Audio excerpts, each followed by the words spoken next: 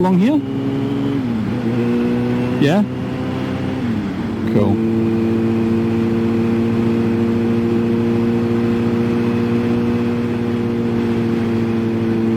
Getting ourselves down to 60. And now we can change to our right-hand wheel track because we've got the island coming up in the middle of the road.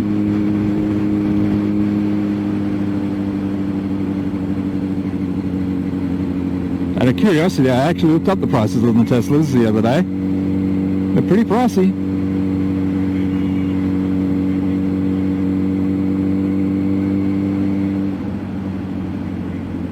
Nope, you stay where you are.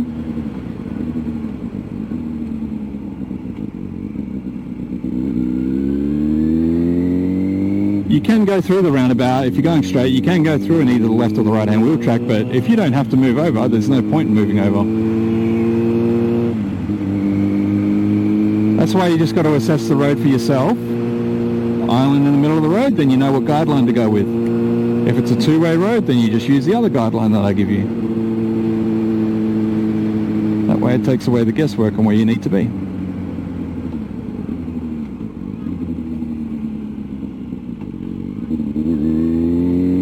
Looking right, looking left. Always got to check the intersections before we cross through them, okay?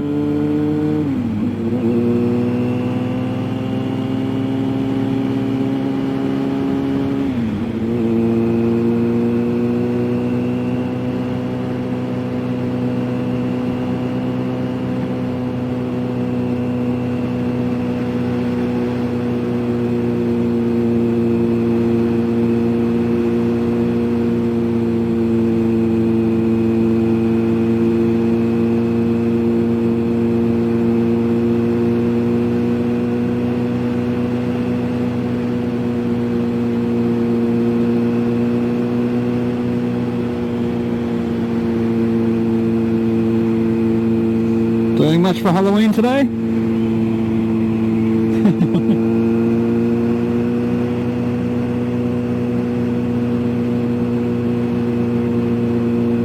Yeah, this is the first year we're dressing up for it.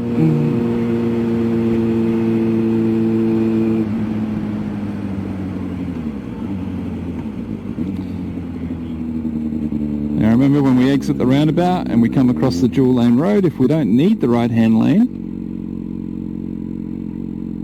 then we go to the left-hand lane.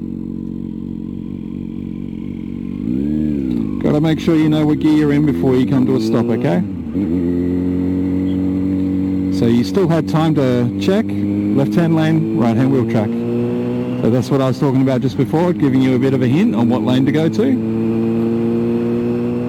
When we do our lane change, we've got to use our indicators, okay? Stay to the right. Yep. So dual lane road, always want the position closest to the dotted white line.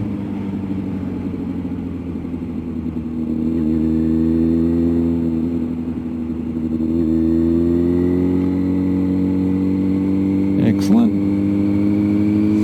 Alright, at the lights up ahead, we're going to be turning left and then we're going to be taking our first right-hand turn. Yep. So at the lights, turning left and then first right-hand turn. So when you turn left, do everything you normally do to turn left. So stay to your left. But when you get onto the next part of the road, go straight out to your right-hand lane, right-hand wheel track, okay? Just so you can set yourself up for the right-hand turn straight away. So move to your left-hand wheel track now, yep. Got the bike lane to shoulder check, so we shoulder check that now. Follow the curb in. Slowing it down, looking for cars, and going straight out to the right-hand lane, right-hand wheel track now. Yep. Excellent. Turning right here. This is our first right-hand turn.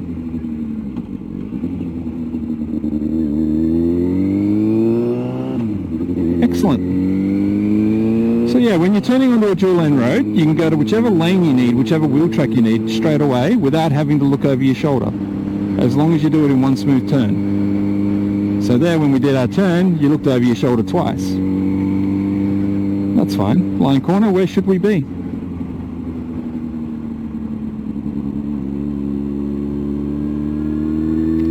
Then we'll turn right at the giveaway.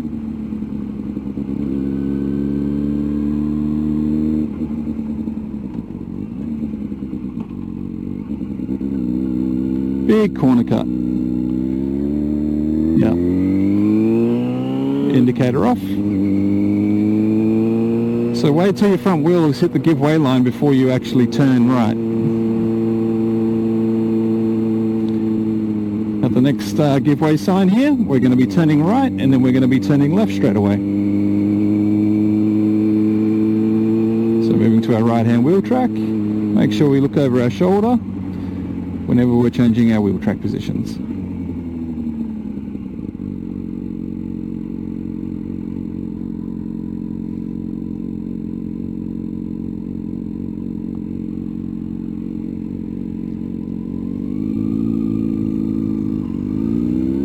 Turning left here, and then pulling over on the side of the road, okay? Just here. Now when you turned onto the right onto the road just then, before we turned left, this was how far away from the curb you were. So yeah, we can fit a bike in between me and the curb right now. So yeah, you want to close that gap off. Whenever you're turning left, close that gap off before you turn, okay? Cool.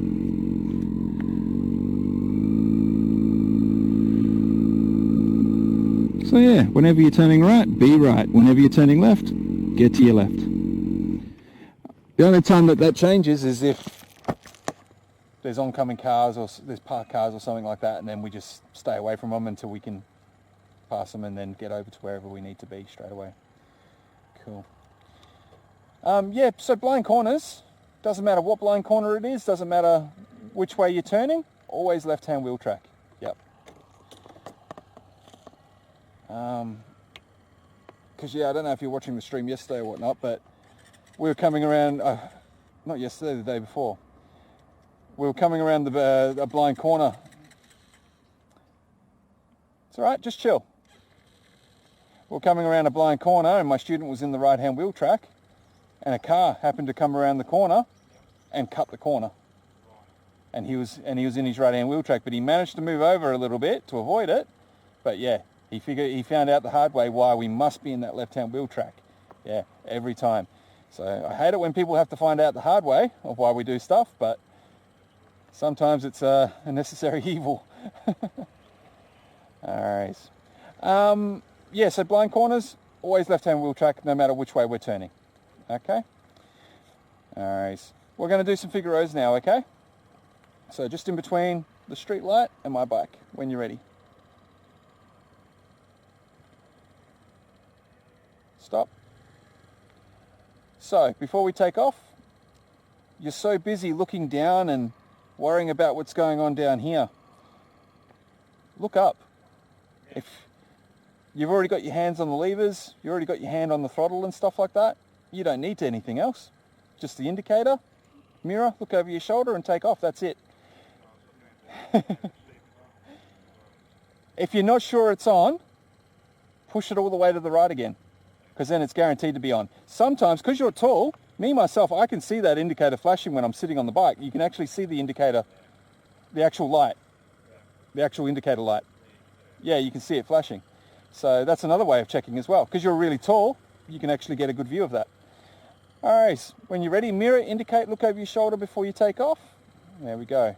Remember, constant revs up, constant pressure on that rear brake.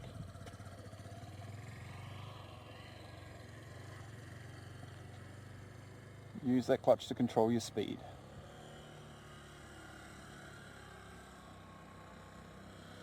Just mirror, shoulder check, and turn. If you're leaning into the turn, you're going a little bit quick. Yeah. Remember to look up, okay? Try not to look down so much.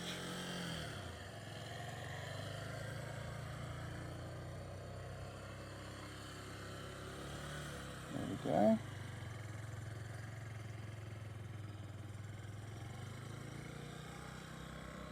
Excellent. So mirror, shoulder check, turn. Just got to exaggerate that shoulder check, okay? Like you would changing your wheel track positions. There we go.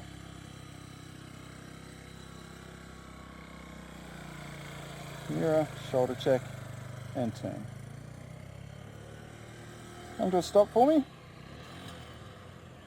See how abruptly you came to a stop then? Using too much rear brake. Okay, so if you bring that clutch in and the bike just suddenly jolts to a stop, you're using too much rear brake, and that's obviously making you put the clutch out more as well, so you're going to burn out my clutch. So yeah, the rear brake is just there to assist with our balance. It's not there to control our speed as much. Okay, so when you're riding along in a straight line, clutch and throttle. Find that sweet spot where it's moving forward but not accelerating. And then from there, apply a little bit of pressure to the rear brake to feel the bike initially slow down, and then hold it there, and then just compensate a little bit while letting the clutch out a little bit. And then from there, you leave your foot on that rear brake from there, okay? If you're speeding up suddenly, it's because you're letting your clutch out, okay? So don't apply more rear brake to stop yourself from speeding up. Bring your clutch in more, okay? But yeah, if you get to the point where you're using too much, like more and more rear brake, and you're letting the clutch out further and further, then yeah, you're eventually just going to burn the clutch out on the bike. All right. So when you're ready, we'll go again. Good work with your head checks and stuff like that. But yeah, so make sure it's always mirror, shoulder check, exaggerate that shoulder check, and then point your helmet into a comfortable spot. When you're ready.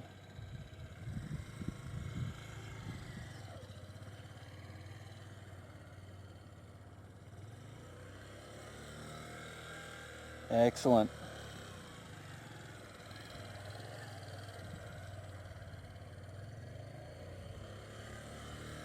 Try not to lean into the turn too much with your body. You can see your shoulders leaning into the turn. Just keep yourself upright. There we go.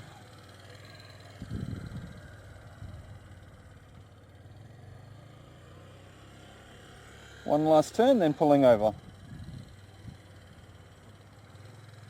When we pull over, just indicating to the left, checking our spacing from the curb. Excellent. How you feeling? How you feeling compared to last lesson though?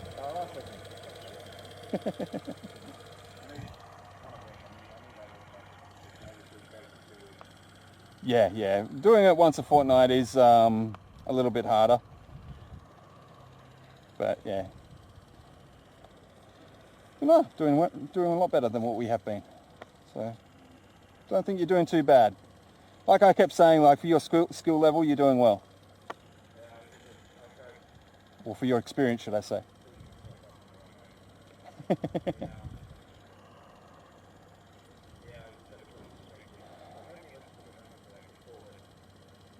Yep. I get it, like I do get it, like because the lessons cost money and stuff like that, and like it's not exactly cheap.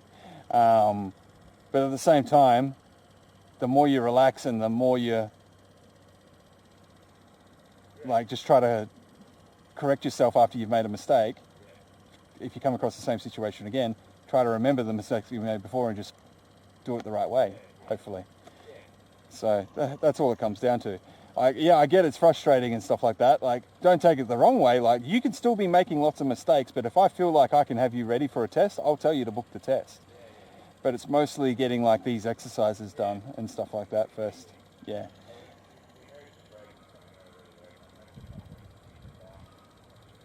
Yeah.